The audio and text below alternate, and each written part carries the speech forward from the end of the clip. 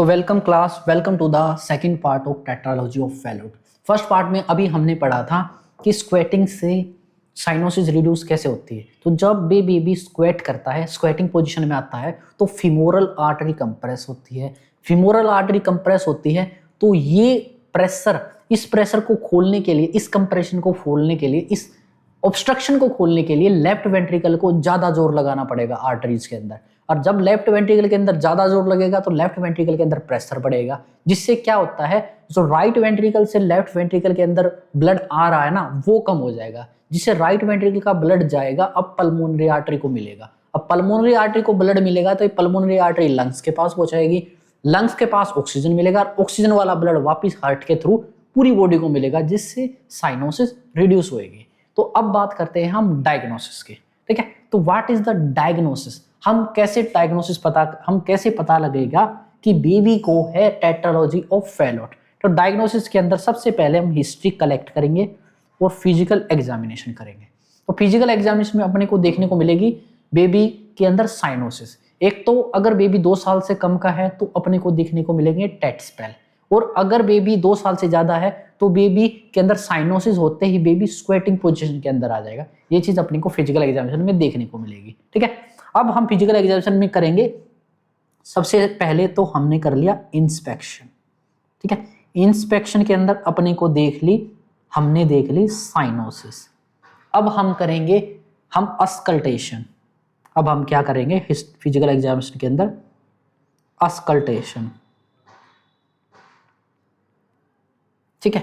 जब हम अस्कल्टेशन करेंगे, अगर हम अस्कल्टेशन करेंगे तो अपने को अस्कल्टेशन में सुनेगी हार्ट रेट, ठीक है। हार्ट रेट अपने को पता है, ठीक है। हार्ट साउंड हमें सुनेगी हार्ट साउंड, और हार्ट साउंड अपने को पता है 2 टाइप की होती है, S1 लब, S2 डब, और S2 भी 2 टाइप की होती है, P2 और A2। S1 जो साउंड है वो अपने को नॉर्मल सुनाई देगी।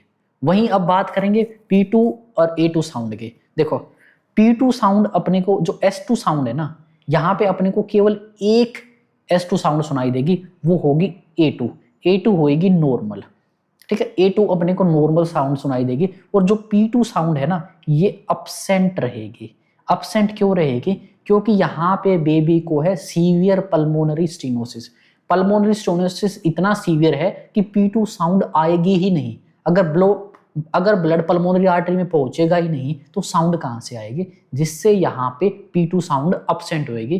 तो यहाँ पे अस्कल्टेशन के अंदर अपने को क्या देखने को मिलेगा, यहाँ पे मिलेगी सिंगल P2 साउंड,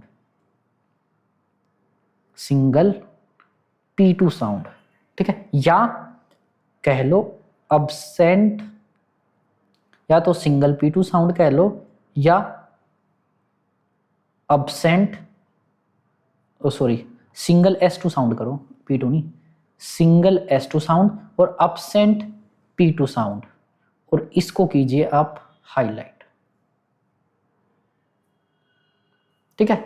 ये हो गया अस्कल्टेशन। अब बात करते हैं, जब यहाँ पे एक और डिफेक्ट है वेंट्रिकुलर सेप्टल डिफेक्ट। तो वेंट्रिकुलर सेप्टल डिफेक्ट है, यहाँ पे वेंट्रिकुलर सेप्टल डिफेक्ट इतना ज्यादा है कि वहां पे अबनॉर्मल साउंड सुनाएगी ही नहीं। तो यहाँ पे अपने को अब्सेंट VSD मर्मर साउंड, ठीक है, अब्सेंट वेंट्रिकुलर सेप्टल मर्मर, ठीक है। क्यों? क्योंकि यहाँ पे because large whole in VSD, because large whole in VSD। अब देखो, अगर VSD का छोटा होल होता तो वो छोटा होल होता तो वहां पे अपने को साउंड सुनने को मिल सकती थी, लेकिन यहाँ पे होल इतना ज्यादा बड़ा है कि वहां पे कोई साउंड ही क्रिएट नहीं होएगी, कोई साउंड ही प्रोड्यूस नहीं होएगी, इतना ज्यादा होल होने की वजह से, ठीक है। Because large whole in ventricular septal defect. और देखो, जैसे अपने को सीटी बजानी है तो सीटी बजाने के लिए ऐसे करते हैं, यानी अपना जो ओरल कैविटी का जो होल है उसको हम छोटा करते हैं, तभी सीटी बज पाती है। क्या हम पूरा मुंह पूरा खोल के ओपन करके सीटी बजा सकते? नहीं बजा सकते। इस वजह से VSD की जो मर्मर साउंड आनी चाहिए थी वो अपसेंट हो जाएगी। क्यों?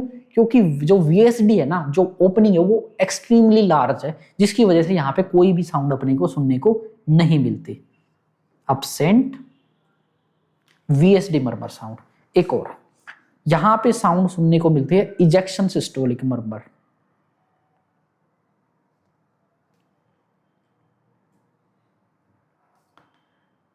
इजेक्शन सिस्टोलिक मर्मर, इसका मतलब ये होती है ड्यू टू पल्मोनरी स्टेनोसिस।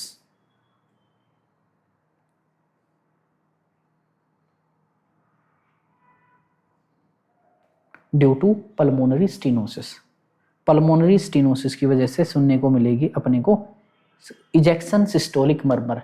जब हार्ट इजेक्ट करेगा, जब हार्ट ब्लड पंप करेगा, तो उस सिस्टोल की वजह से, उस इजेक्शन की वजह से हल्की हल्की मर्मर साउंड सुनाई देगी। ये इतना इंपॉर्टेंट नहीं है, इंपॉर्टेंट केवल दो ही चीज है जो मैंने हाईलाइट कराई है, single S2 sound and absent P2 sound. ठीक है, P2 साउंड अब्सेंट क्यों है? क्योंकि सीवियर पल्मोनरी स्टेनोसिस है, जिसकी वजह से साउंड क्रिएट ही नहीं हो रही है। बस अब बात करेंगे हम एक्सरे की। Now we talk about x-ray. अब डायग्नोसिस के अंदर अगला डायग्नोसिस हम करेंगे एक्सरे।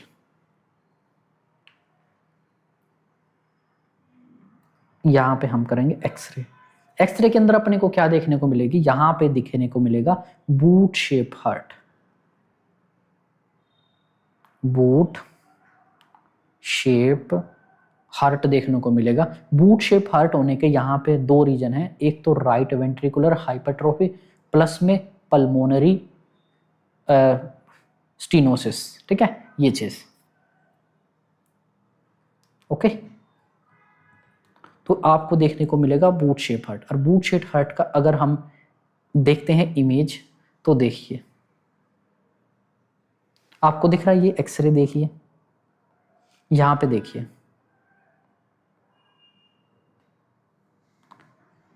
ये देखिए बाउंड्रीज देखिए, ऐसा लग रहा है बाउंड्री से देखने से कि ये एक शूज है। ठीक है, अपने को लग रहा है ना ऐसे कि ये एक शूज है। इधर से एक पैर आ गया, इधर से ये पैर आ गया और इधर मुड़ गया, और ये शूज की तरह बन गया, और ये बन गया आपका शूज। ऐसा लग रहा है ना जैसे बूट है, जो वुडलैंड के बूट आते हैं ना, उस तरह के शूज हैं। ठीक है, तो इस बूट शेप हार्ट देखने को मिलता है अपने को टेट्रालॉजी ऑफ फैलोट के अंदर। ठीक है, तो एक्सरेज को भी करो आप highlight, boot shape heart. Okay, अब अगला एग्जामिनेशन की बात करें तो यहाँ पे हम ईसीजी कर लेंगे। ईसीजी के अंदर थोड़े को अपने को हल्का फुल्का आइडिया हो जाएगा राइट वेंट्रिकुलर हाइपरट्रोफी का। ठीक है, फिर कंफर्म करने के लिए हम इको कर लेंगे। इको के अंदर अपने को पता कंफर्म हो जाएगा, क्योंकि ये है एक गोल्ड स्टैंडर्ड टेस्ट। इको के अंदर अपने को क्या क्या चीजें देखने को मिलेगी? इको शो करेगी, echo show right ventricular hypertrophy, ventricular septal defect, overriding of aorta और पल्मोनरी स्टेनोसिस। ये सारी चीजें अपने को देखने को मिलेगी इन इको। ठीक है, तो ये थे आपके डायग्नोसिस। अब बात करते हैं कॉम्प्लिकेशंस की, कि what are the complication which we have to seen in tetralogy of Fallot. अब मैं बात करता हूं कॉम्प्लिकेशंस की। ठीक है, कॉम्प्लिकेशन की अगर मैं बात करूं तो मैंने बताया था कि टेट्रालॉजी ऑफ फैलोट के अंदर कंपनसेटरी मैकेनिज्म स्टार्ट हो जाते हैं, जिसके अंदर क्या हो जाता है, कंपनसेटरी मैकेनिज्म के अंदर पॉलीसाइथीमिया देखने को मिलता है। पॉलीसाइथीमिया यानी ब्लड के अंदर ब्लड के नए सेल ज्यादा फॉर्म होने लग जाते हैं, HB लेवल बढ़ जाता है, जिसकी वजह से ब्लड थिक हो जाता है, और ब्लड के थिक होने की वजह से यहाँ पे एम्बोलाई का रिस्क बढ़ जाता है। ठीक है, तो यहाँ पे सबसे पहला कॉम्प्लिकेशन है वो है पैराडॉक्सिकल एम्बोलाई। Paradoxical emboli. अब ये पैराडॉक्सिकल एम्बोलाई आपने पक्का कार्डियो के अंदर सर ने जरूर पढ़ाई होगी। पैराडॉक्सिकल एम्बोलाई क्या होती है? एक ऐसी एम्बोलाई जो प्रोड्यूस तो वीनस सिस्टम के अंदर हुई है, लेकिन वो अब आर्टरियल सिस्टम के अंदर जा चुकी है, यानी an emboli of venous system, यानी an emboli of venous system. ठीक है, which enters into arterial system, which enters into arterial system। ठीक है, which enters into arterial system, वो है पैराडॉक्सिकल एम्बोलाई। सेकंड जो कॉम्प्लिकेशन देखने को मिलेगा बेबी के अंदर, स्ट्रोक। जब ये एम्बोलाई, पैराडॉक्सिकल एम्बोलाई ब्रेन के अंदर पहुंचेगी तो स्ट्रोक देखने को मिलेगा, और स्ट्रोक की वजह से बेबी की हो जाएगी डेथ। ये सभी कॉम्प्लिकेशन अपने को देखने को मिलेंगे इन टेट्रालॉजी ऑफ फैलोट। अब इसके अंदर सबसे पहले तो हाईलाइट करो इस पैराडॉक्सिकल एम्बोलाई को, ठीक है। We now highlight the paradoxical emboli. हम क्या करेंगे, पैराडॉक्सिकल एम्बोलाई इंपॉर्टेंट है, उसके साथ ही stroke is not so important. Paradoxical emboli आपको पता होना चाहिए कि पैराडॉक्सिकल एम्बोलाई होती क्या है, ठीक है। अब केवल एक ही चीज बची है कॉम्प्लिकेशन के बाद, management. Now we talk about the management.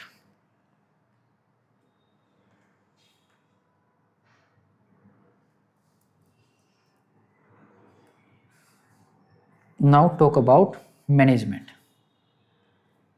Okay, management के अंदर हमें सबसे पहले मैनेज करना है इस हाइपरसाइनोटिक स्पेल का या टेट स्पेल का। मैनेजमेंट के अंदर हमने सबसे पहले लिखो management of tet spell. Tet spell का अपने को मैनेजमेंट करना है, और जो मैं मैनेजमेंट बताऊंगा ना, इसके अंदर क्या है, 6 स्टेप है, और हर स्टेप बाय स्टेप अपने को याद करना है। जो पहला स्टेप होगा वो हमेशा पहला एक्शन होगा, second will be second action. तो ये एक्शन वाइज, प्रायोरिटी वाइज मैं आपको बताऊंगा, ऐसे ही आपको सीरियल वाइज याद रखने हैं जैसा मैं बताऊंगा। जैसे एक इमेजिन करो, एक बच्चा है अपने पास जिसको टेट्रालॉजी ऑफ फैलोट है, उसके अंदर वो रोने लगा, किसी भी वजह से रोने लगा, माँ बाप ने मारा पीटा जिसकी वजह से बेबी रोने लगा। रोते रोते क्या हुआ, उसका मुंह, उसका हाथ, उसके पैर, उसके लिप्स सारा नीला पड़ गया। तो उस टाइम पे हम सबसे पहली प्रायोरिटी क्या होगी, तो सबसे पहली प्रायोरिटी होती है अपनी नर्सिंग की, उसको पोजीशन देंगे, एक ऐसी पोजीशन देंगे जिससे उसकी ऑक्सीजन डिमांड फुलफिल हो जाएगी या कम हो जाएगी, या उसका साइनोसिस कम हो, वो पोजीशन जिससे बस ये टेट स्पेल कम हो जाए। तो ये डिपेंड करेगा हम कैसी पोजीशन देंगे कि बच्चा इन्फेंट है या बड़ा है। अगर इन्फेंट है तो हम नी चेस्ट पोजीशन देंगे, बेबी ऐसे सुपाइन लेटाएंगे, बेबी के नीज को पकड़ के चेस्ट पे लगा देंगे ऐसे, उससे क्या होएगा, साइनोसिस रिड्यूस हो जाएगा, ठीक है। तो जो पहला स्टेप होगा मैनेजमेंट के अंदर, सबसे पहला स्टेप वो है पोजीशन। हमने पोजीशन देनी है, डिपेंड करता है, अगर बेबी इन्फेंट है 2 साल के कम तक का है तो हम देंगे नी चेस्ट पोजीशन, और वहीं ओल्डर बेबी है, बड़ा बेबी है, ठीक है, अगर ओल्डर बेबी है तो यहां पे स्क्वेटिंग पोजीशन दे देंगे,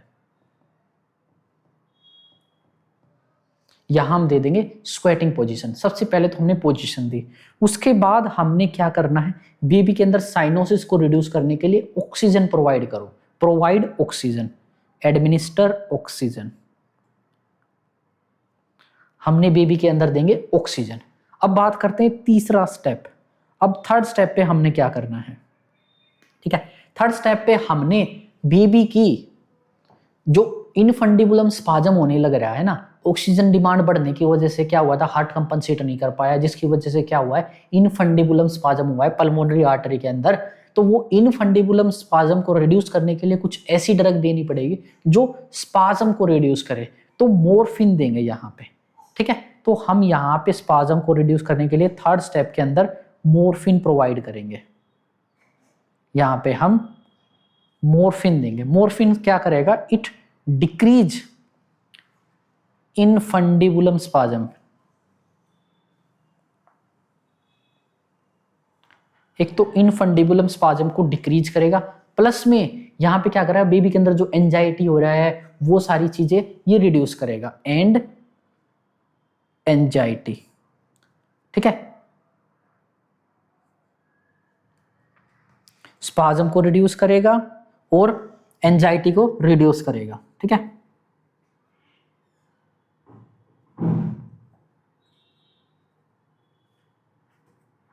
ठीक है, decrease infundibulum spasm and anxiety, ये करेगा मोर्फिन। अब करेंगे हम थर्ड स्टेप, नहीं sorry fourth step. Now we goes to fourth step. हमने सबसे पहले पोजीशन दे दी, ऑक्सीजन लगा दी, मोर्फिन लगा दी। अब हम देंगे अलग ड्रग, एक और ड्रग जो होती है बीटा ब्लॉकर, हम देंगे यहाँ पे give beta blockers.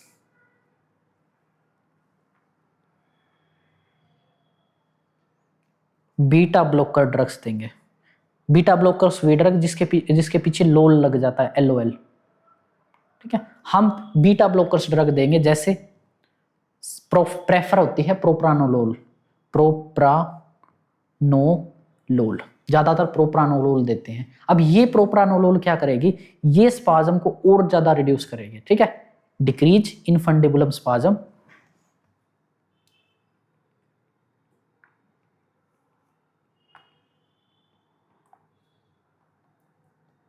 Decrease infundibulum spasm and dilate, beta blocker है तो आर्टरीज को तो डायलेट करती ही है, and dilate pulmonary artery,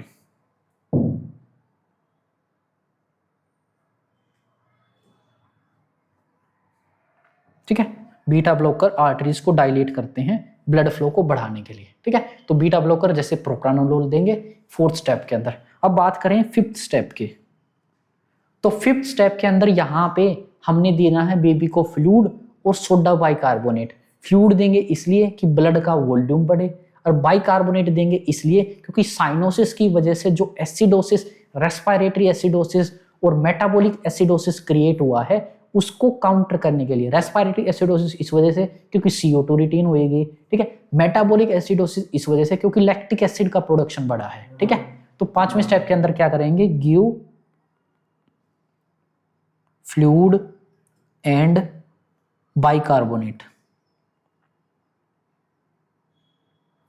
fluid volume को बढ़ाने के लिए और बाइकार्बोनेट एसिडोसिस को रिड्यूस करने के लिए। और 6th और लास्ट स्टेप है सब चीज का डॉक्यूमेंटेशन, ठीक है। पहले 1st स्टेप, फिर 2nd, फिर 3rd, फिर 4th के बाद 5th के बाद 6th, हर कोई स्टेप बाय स्टेप होना है, कभी भी 2nd स्टेप पहले नहीं आएगा, ठीक है। तो ये स्टेप आपके लिए वेरी वेरी इंपॉर्टेंट है, इस चीज को कीजिए आप highlight. Management of tet spell should be highlighted, ठीक है, ये चीज। अब बात करते हैं सर्जिकल मैनेजमेंट, ठीक है।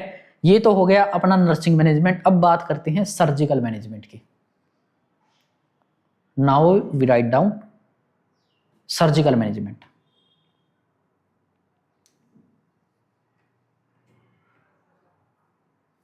देखो, सर्जिकल मैनेजमेंट 2 टाइप की सर्जरी यहां पे परफॉर्म की जाती है, एक पैलिएटिव सर्जरी, एक डेफिनेटिव सर्जरी। पैलिएटिव सर्जरी को टेम्परेरी सर्जरी भी बोला जाता है, ठीक है। जो पहली सर्जरी होगी ना, जो फर्स्ट सर्जरी परफॉर्म करी जाती है वो होती है palliative surgery,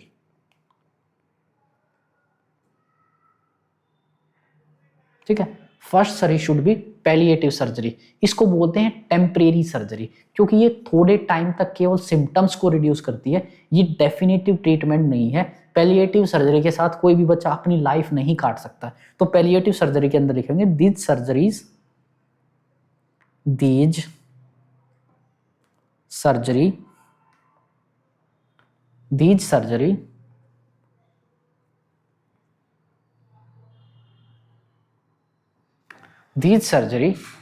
are done to improve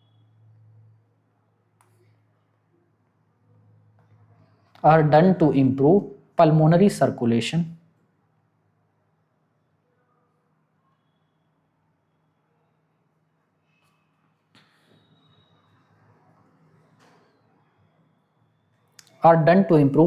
circulation and decrease cyanosis।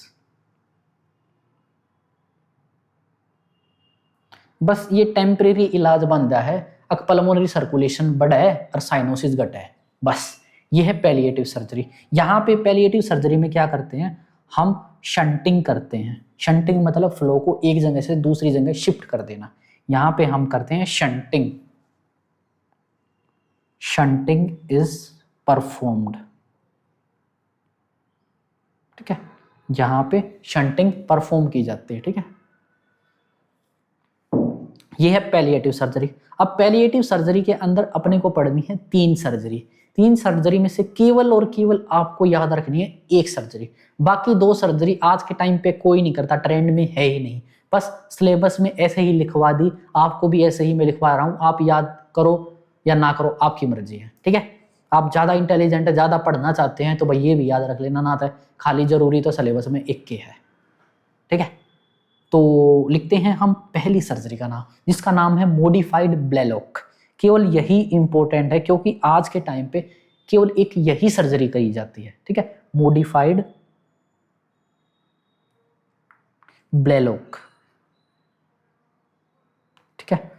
आज के टाइम पे पैलिएटिव सर्जरी में केवल एक सर्जरी परफॉर्म की जाती है जिसका नाम है मॉडिफाइड ब्लेलोक, ठीक है। मॉडिफाइड ब्लेलोक में क्या करा जाता है, यहाँ पे शंटिंग होती है। पैलिएटिव सर्जरी में तो वैसे होती ही शंटिंग है, लेकिन जो मॉडिफाइड ब्लेलोक होता है ना, यहाँ पे शंटिंग किसके बीच में होती है अपने को याद रखना है, यहाँ पे शंटिंग बिटवीन पल्मोनरी आर्टरी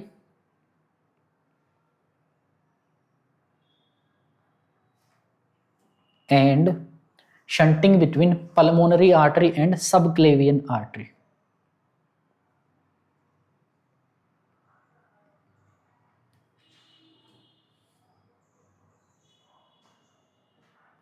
ठीक है। Shunting between pulmonary artery and subclavian artery के बीच में शंटिंग करे जाते हैं।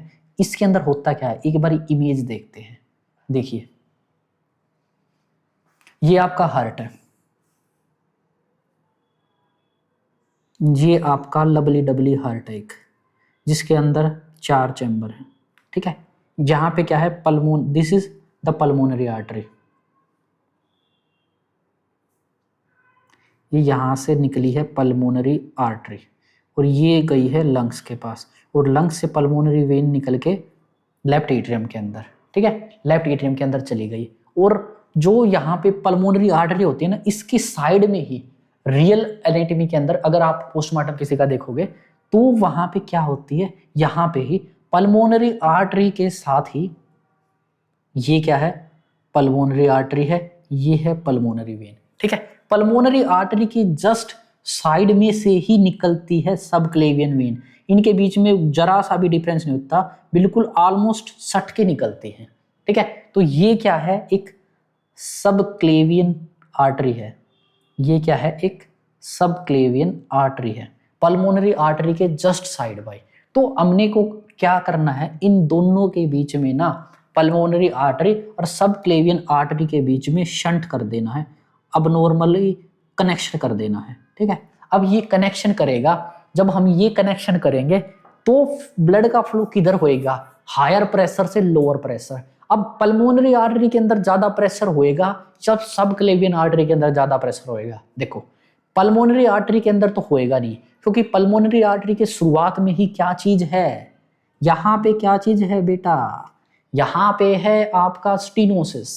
तो स्टीनोसिस है पल्मोनरी आर्टरी की वजह से, जिससे ब्लड कम आ रहा है पल्मोनरी आर्टरी के अंदर, जिससे पल्मोनरी आर्टरी के अंदर प्रेशर कम है।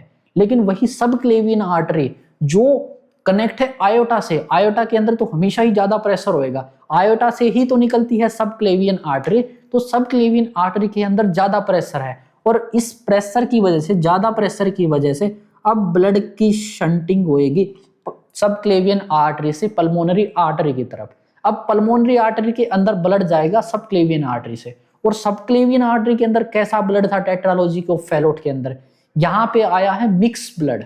सबक्लेवियन आर्टरी के अंदर पहले से ही मिक्स ब्लड है, ठीक है, क्योंकि आर्क ऑफ आयोटा के अंदर भी कैसे आया है, mix blood. Arc of iota के अंदर आयोटा से ब्लड आया है, आयोटा के अंदर ब्लड कहां से आया है, राइट वेंट्रिकल और लेफ्ट वेंट्रिकल का दोनों का मिक्सअप ब्लड आया है। तो यहाँ पे पहले से ही जो मिक्स ब्लड था वो हमने भेज दिया पल्मोनरी आर्टरी के अंदर। अब पल्मोनरी आर्टरी के अंदर ब्लड कहां पे जाएगा, लंग्स के अंदर। अब लंग्स के अंदर क्या मिलेगी, इस ब्लड को पूरी ऑक्सीजन। अब जो मिक्स ब्लड था, जो इम्प्योर ब्लड था, वो पूरा ऑक्सीजन से 100% ऑक्सीजन से फिल होके पल्मोनरी वेन में जाएगा, पल्मोनरी वेन से हार्ट के अंदर जाएगा, और हार्ट से पूरी बॉडी के अंदर जाएगा, जिससे क्या होगा, टेम्परेरी टाइम के लिए, कुछ टाइम तक पूरी बॉडी के अंदर साइनोसिस का चक्कर ही खत्म हो जाएगा। This is the modified Blalock procedure, ठीक है। मॉडिफाइड ब्लेलोक के अंदर आपको याद रखना है केवल शंटिंग किस किस के बीच में होती है, पल्मोनरी आर्टरी और सब क्लीवियन आर्टरी के अंदर, बस। ठीक है, अब जो सेकंड प्रोसीजर जो पहले कभी परफॉर्म किया जाता था वो था वाटर स्टोन प्रोसीजर। जो पहले टाइम पे परफॉर्म किया जाता था वो था water stone procedure.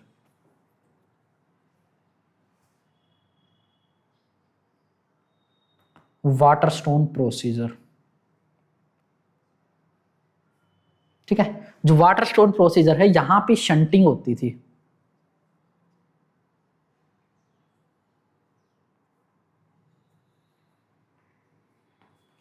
Water stone, यहां पे शंटिंग होती थी, लिखो यहां पे शंटिंग बिटवीन वाटर स्टोन के अंदर असेंडिंग आयोटा,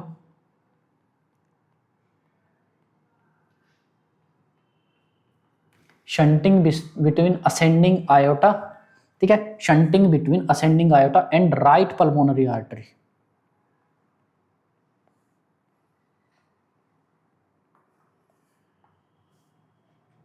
ठीक है, आज के टाइम पे वाटर स्टोन प्रोसीजर यूज नहीं होता। अब थर्ड प्रोसीजर का लिख लेते हैं नाम, इसका नाम है port procedure.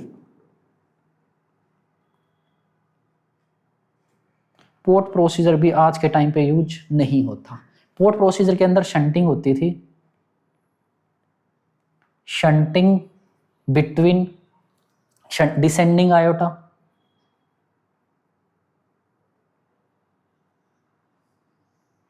Shunting between descending iota and left pulmonary artery.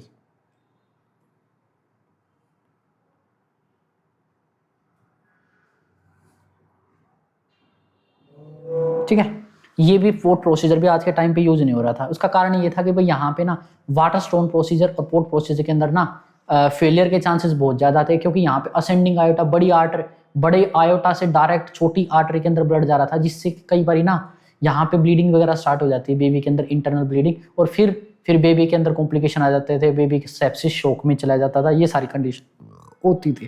ठीक है, पहला था आपका पैलिएटिव सर्जरी। अब बात करते हैं हम डेफिनेटिव सर्जरी की। Now we talk about definitive surgery.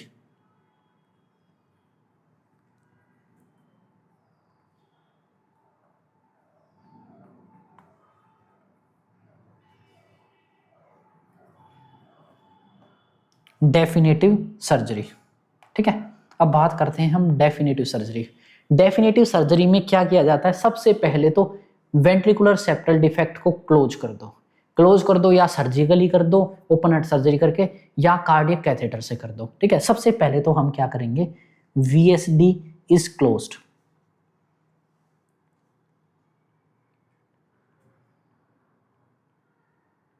VSD हो गया क्लोज। कैसे क्लोज करेंगे, पैच अप्लाई कर देंगे, क्लोज्ड बाय पैच अप्लाई करके, या तो बाई कार्डियक कैथेटर से या हम ओपन हार्ट सर्जरी से। सबसे पहले तो इसको क्लोज करो, और एंड जो पल्मोनरी स्टीनोसिस है ना, and pulmonary artery is dilated. ठीक है, उस पल्मोनरी स्टीनोसिस को ठीक कर दो। कैसे करेंगे हम ठीक, पल्मोनरी आर्टरी को डायलेट करके। ठीक है, and pulmonary artery is dilated. ठीक है, ये करते हैं हम डेफिनेटिव प्रोसीजर के अंदर। ठीक है, हमने क्या करा है, बिल्कुल शॉर्ट लाइन के अंदर मैंने बता दिया है। ठीक है, हमने क्या किया है, 4 डिफेक्ट थे। ठीक है, एक तो था राइट वेंट्रिकुलर हाइपरट्रोफी, ठीक है, दूसरा था कोआरेक्शन ऑफ आयोटा। तो राइट वेंट्रिकुलर हाइपरट्रोफी को नहीं छेड़ा हमने, कोआरेक्शन ऑफ आयोटा को नहीं छेड़ा, हमने क्या किया, पल्मोनरी स्टेनोसिस को ठीक कर दिया, पल्मोनरी आर्टरी को डायलेट करके, वहीं वेंट्रिकुलर सेप्टल डिफेक्ट को क्लोज कर दिया पैच अप्लाई करके। जिससे क्या होएगा, अब राइट वेंट्रिकल का ब्लड शिफ्ट नहीं होएगा लेफ्ट के अंदर, और जो ब्लड राइट वेंट्रिकल के अंदर था वो चला जाएगा वाया पल्मोनरी आर्टरी लंग्स के पास। जिससे क्या होएगा, राइट वेंट्रिकल के ऊपर लोड कम होएगा, जिससे अपना राइट वेंट्रिकुलर हाइपरट्रोफी धीरे धीरे अपने आप ठीक हो जाएगी, और कोआरेक्शन ऑफ आयोटा इतना ज्यादा सीवियर नहीं होता, वो ओवर द टाइम अपने आप भी ठीक हो जाता है। ठीक है, तो ये था definitive surgery of tetralogy of Fallot, और यही था आपका management of tetralogy of Fallot खत्म। तो thank you for the lecture.